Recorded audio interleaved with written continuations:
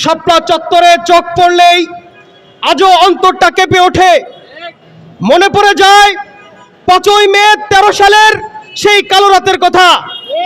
সেদিন রাসূল সাল্লাল্লাহু আলাইহি সাল্লামের প্রেমিক জনতা দাবি করেছিলেন যে রাসূল সাল্লাল্লাহু আলাইহি সাল্লামের বিরুদ্ধে কটূক্তিকারী আইনে সকল কটূক্তিকারীকে আইনের আওতায় আনা হোক।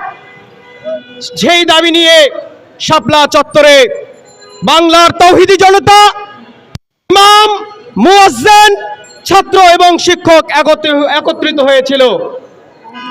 তৎকালীন ফ্যাসিস্ট সরকার সেই 71-এর 25শে মার্চ কালোরাত্রিকেও হার মানিয়ে 5ই মের কালোরাত্রি তৈরি করেছিল।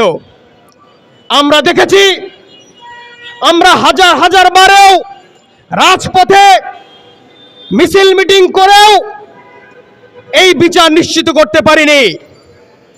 আমরা বিপ্লবী সরকারের কাছে উদারত আহ্বান জানাই, সাবেক ফ্যাসিস্ট সরকার যারা আমার ভাই, আমার বন্ধু এবং বাংলার আলেম সমাজকে নির্যাতন, নিপীড়ন, পঙ্গুত্ব বরণ এবং শহীদ করেছে, তাদের বিচার নিশ্চিত করতে হবে। নাসরুম মিনাল্লাহি ফাতহুন করিব।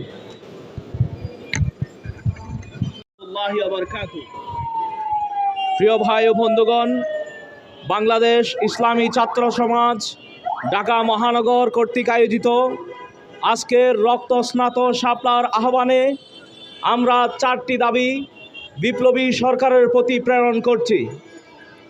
শাপলা চত্বর ইমানদারদের রক্তস্নাত উদ্যান। এই রক্ত ইতিহাসের পাতায় চিরস্থায়ী।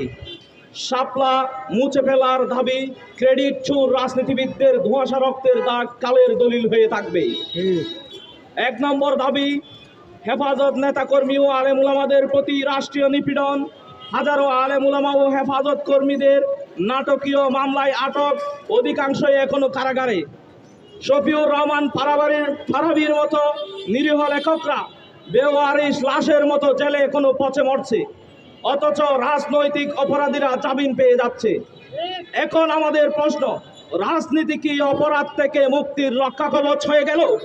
এই বাংলাদেশে আমার ভাই শফিউর রহমান ফারাবির মতো যারা অরাজনৈতিক ফিগার আছেন তাদেরকে সম্পূর্ণরূপে মুক্তি দিতে হবে।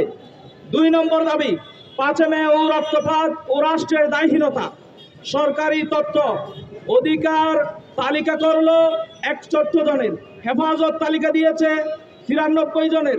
আমার দেশ রিপোর্টে বলল গুলিতে নিহত 300 জন, মে মাসে বেওয়ারিশ লাশ দাফন হয়েছে 367 জন। এসবের পরেও রাষ্ট্রের কি কোনো দায় নেই? রাষ্ট্রের জবাবদিহিতা নেই? নিহতদের জন্য নিরপেক্ষ তদন্ত কমিশন গঠনের দাবি উপেক্ষিত কেন? পিপলস উইল এর মুখে নাগরিক অধিকারের এই চরম অবমাননা রাষ্ট্রকে জবাবদিহিতা করতে হবে। 3 নম্বর দাবি, নির্যাতিত পরিবারগুলোর বিচারহীনতা ও মিডিয়ার ভূমিকা। 5 মের শাহাদত বরণকারী রেহান থেকে আবরার পাহাদ ও আবু সাইদের বিচার আজও অনিশ্চিত।